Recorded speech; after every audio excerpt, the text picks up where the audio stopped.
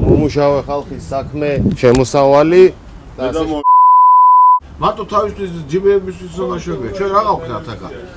ამდენ 600 ლარს ვიხდი ქირას, კასამა, ქისამა, ქვეყანა რამეს ვიხდი.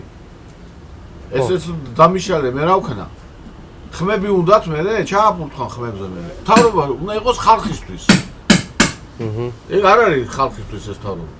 რუსული კანონის შემდეგ, რომელიც რუსული სულაც არ იყო, ქართულმა ოცნებამ კიდევ არაერთი კანონი მიიღო. ან აპირებს მიიღოს, რომელიც საქართველოს მოქალაქეების ცხოვრებას ჯოჯოხეთად აქცევს. ოცნების მთავრობის მიერ ფუფუნების საგნად ქცეული ნორმალური საკვების და ჯანდაცვის მიღებას ახლა ავტომობილის ყოლაც ემატება. და ეს ყველაფერი მხოლოდ რჩეულთა ხვედრი იქნება. ყველა წინააღმდეგი იქნება ახლა მაგაზე რომელი დაუშვათ ჩამოიყვანი 97-იანი მანქანა ისა 2017-იანი თუ მანქანა ჩამოვიდა ეხლა მე ნაწილი ვიზზე გავყიდო 20-ზე ხომ არ მიდის ის როგორ რა თქმა უნდა მაგია სისულელი გასულ რასაც აკეთებ შემოყრიან რაღაც ჩინურებს და რუსულ მანქანებს და დასაშელათაც როგორ ჩამოიტანა ვერ ჩამოიტანა რა როგორ მანქანა თუ აღარ შემოვიდა მაგით რა პრობლემა მოგვარდება არავითარი პრობლემა ეს 2 მილიონიო რო იძახის თუ 2 მილიონი არის რა გაქნება ეს განაპირობა იმან ზმაო რომ ამდენი კორპუსებია ზედ ბარდიულზე აშენებული ზმაო თუ ცხოვრობდა 1 მილიონი თბილისში დღეს გახდა 2 მილიონი ჩვენები გარბიან მორბიან რავი აი წადი ნებისმიერი ტაქსი გააჩერე კინაგლოო გამოიძახე სულ წველი რა გემონებას გვასწავლია კაცო მე ვერ ვიდეო 2000 წელი რო არ არის იმიტომაც არის ხალხი დადის იმით ის საშუალებაც აქვს ეს არის მაგარი სისულელი კანონი და იმ თოთსაც ჭრიან რომელზეც ხედან ეს. ას ლაპარაკო ჩათვალე გაჩერებულია ბაზარი სუყოლა გაჩერდა. რასკი რა არის მოსაწვევი ბაზარი. ჩათვალე აზროები გაჩერებულია. იმ დიდ ბაზარზე ლაპარაკი ზემოდე ზღალ ბაზარზე მაგრამ ახაც გაჩერდა ბაზარი ის მომშევი ჩვენც. ვაფშე ეს ინდუსტრია მანქანების მომენტი მოკდება ვაფშე საქართველოში. თავრობა შეცვალოს მოწყობა. ჩვენ გვიტყვი მარტო თავრობა შეიძლება. აბა თავრობის შეცვლა რა გადგინდათ თუ კაია.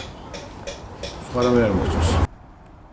ოცნების ახალი ინიციატივა კრძალავს 6 წელზე მეტი ასაკის ავტომობილის ქვეყანაში შემოყვანას. ოფიციალური არგუმენტი ეკოლოგია, უსაფრთხოება და ავტოპარკის განახლებაა, მაგრამ რეალურად ვის ურტყამს ეს კანონი ყველაზე მეტად. დღეს საქართველოში ავტომობილების დიდი ნაწილი სწორედ მეორადი 6 წელზე მეტი ასაკისაა. მათი იმპორტი წლებია, ათასობით ადამიანის შემოსავლის წყაროა. ესე გაწუხებს რომ ესენი გინდა აკრძალო და მაინც არიან ადამიანები, ვისაც ეგრეთ წოდებული ხელისუფლებისადმი ლეგიტიმური და არაერთი შეკითხვა აქვს. ესე რო იყოს და მართლა რო გამონაბოლქვის და რაღაცის მაშინ ამ მიმართულებითაც იქნებოდა და აი ფუნდამენტურად დაიწყებდნენ მაგაზე ზრუნვას, რომ ადამიანის ჯანმრთელობაზე. მაშინ რატო შუიდან რატო იწყებენ? თავიდან დაიწყონ, რაც ყველაზე მეტად მოქმედებს. რატო არ არის რეგულაციები და კონტროლი იმაზე, რომ რა სჭამს ხალხი, ხო? აი მოხუცები მაგალითად, პენსიონერებისთვის ახლა მით უმეტეს სასტიკად არ შეიძლება ისეთი რაღაცეებით ყვება, რაც გენმოდიფიცირებულია და მით უმეტეს ისე როა, ზიანის მომტანი რო არის რა. შეკითხვა არა, მაგრამ პრეტენზია და უკმაყოფილება აქვს ყველას, ვისაც რაიმე შემხებლობა აქვს ავტოიმპორტთან. რუსთავის ავტობაზრობაზე გვეუბნებიან, რომ დიდი ალბათობით უმეტესობას საქმიანობის შეჩერება მოუწევს, რადგან ახალი რეგულაციის ამოქმედების შემდეგ ბაზარზე მოთხოვნა გაქრება. Коротко ясно скажу, что поняли. მოკლედ და გასაგებად ვიტყვი, ამ კანონით ჩვენ ჟანგბადს გვიკეტავენ, არ მოგცემენ სუნთქვის უფლებას. Коротко ясно. ხო და იგენ ზაუჯის, იგენს კი ყავთ 5 და 6, მაგრამ ვისაც ჩოჩი არ ერთი მანქანა ყავს იმ არ აქნას. და აი თქვენ უშუალოდ თქვენ ბიზნეს როგორ დააზარეთ? ბიზნეს დამთავრდება, აჰა. იმის სასალმებელია რომ ქართულმა ხალხმა იაროს ახალი მანქანები და გამართულით, მაგრამ თა უნდა გადავხედოთ, რამდენად მოყვება ეს ყველაფერი ქართულ ხალხს შეიძლება თუ არა და ავტობაზრობასაც რა თქმა უნდა შეეხება იმ ხრივ რომ ბევრი კლიენტი არის ქართველი და დაკარგავს ამ ყველაფერს. რუსთავში შევხვდით ისეთ ადამიანებსაც, ვინც თვლის, რომ ახალი კანონი სასარგებლო იქნება და მათ არავითარ პრობლემას არ შეუქმნის. გება კარგად, მაგრამ ქვეყანას წაადგება, იმიტომ რომ ის არის მეგობარო, რომ არ არის უბრალოდ. წაადგება, აბა. ვერ დავდივართ და პრობლემაა. ქუჩაში თბილისში მოძრაობ, თქვენ? მეგობარო, ნახე როგორ არის ჩვენ გვეტყვიან ხა ჩვენ ვემორჩილებით კანონს და გვეტყვიან 20-იან ჩამო 20-იან ჩამოვა. გვეტყვიან სულ აღარ ჩამოიყვანს ზაღვა სხვა სამსახურს მოგზაურობ. ჩვენი გადასაწყვეტი ეგ არის. იპოვირო სხვა სამსახურს. რა, შევძლებთ, ვინც ეძებს პოულობს ახლა. რა მდგომარეობაში ჩააგდებს ავტოიმპორტიორებს და ადამიანებს, ვისის შემოსავალიც მხოლოდ ავტომობილების იმპორტზეა დამოკიდებული და რა შედეგებს მოიტანს ეს ახალი ცვლილება საბოლოოდ ქვეყნის ეკონომიკისთვის. გვიყვება ავტომარკეტ ლოჯისტიკის დამფუძნებელი დავით ბარამიძე.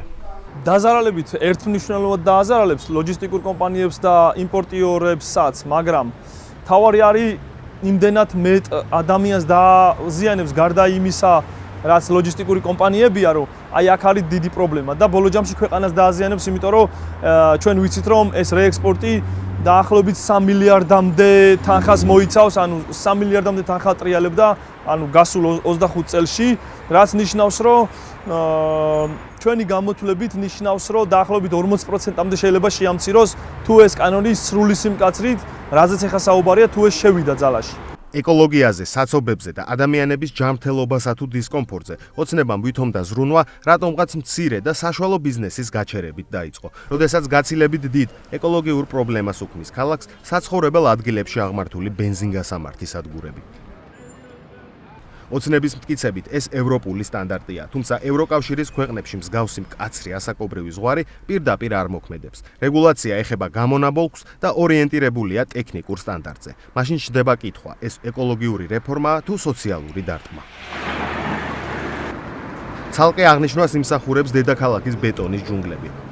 ყოველ კვადრატულ მეტრზე აშენებული და მშენებარე კორპუსები უდიდეს ზიანს აყენებს როგორც ეკოლოგიას, ასევე ქრონიკული საცობების გაჩენაშიც უდიდესი წვლილი მიუძღვის.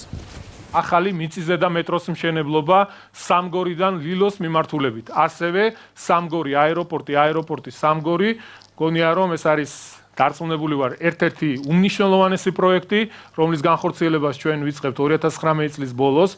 ცხადია, თბილისს არათუ მეტროსადგური დამატებია, რაც არსებობდა, იმის რეაბილიტაციაც წლობით გაიწელა. საჯარო ტრანსპორტი თითქმის საერთოდ ვერ პასუხობს მოთხოვნას, როგორც თბილისში, ისე რეგიონებში. ავტომობილი ხშირად არა ფუფუნება, არამედ აუცილებლობაა. რას მოიტანს ეს კანონი ქალაქისთვის და საბოლოო ჯამში ქვეყნისთვის? ვკითხეთ ავტოიმპორტიორთა გაერთიანების თავმჯდომარეს. თუ ეს კანონი ძალაში შევიდა, დაახლოებით ავტოიმპორტიორი კომპანიების დაახლოებით 30-40% თავის საქმიანობას შეწყვეტს, ხოლო დილერების დაახლოებით 50%-ზე მეტი უკვე საქმიანობას ვეღარ შეძლებს. უნდა შესაბამისად თუ არ იქნება მოთხოვნა, არ იქნება მიწოდებაც. ეს ხო სატრანსპორტო ხარჯების დასს იწვევს და სატრანსპორტო ხარჯების და პირდაპირ კორელაციაში არის დანარჩენი პროდუქტის ფასებთან. აბსოლუტურად ყველაფრის ფასებთან არის. გამოიწვევს ინფლაციას, გამოიწვევს უმუშევრობას. რა ვიცი, აი ბევრი შეგვიძლია ვისაუბროთ, პოზიტივს ვერ ავხედავთ, მხოლოდ ნეგატივია. რატომ არ ხდება ეტაპობრივი შემსუბუქებული გადასვლა? რატომ არ არსებობს კომპენსაციის მექანიზმი იმ ბიზნესებისთვის, რომლებიც დაზარალდებიან? რატომ არ არის წარმოდგენილი ანალიზი, რა მოუვა ბაზარს, ბიუჯეტს, ავტომობილების და პროდუქტების ფასებს და რაც მთავარია დასაქმებულებს? ყველა შეკითხვა და მოქალაქეთა ინტერესები კვლავინდებურად ღიად და უპასუხოდ რჩება.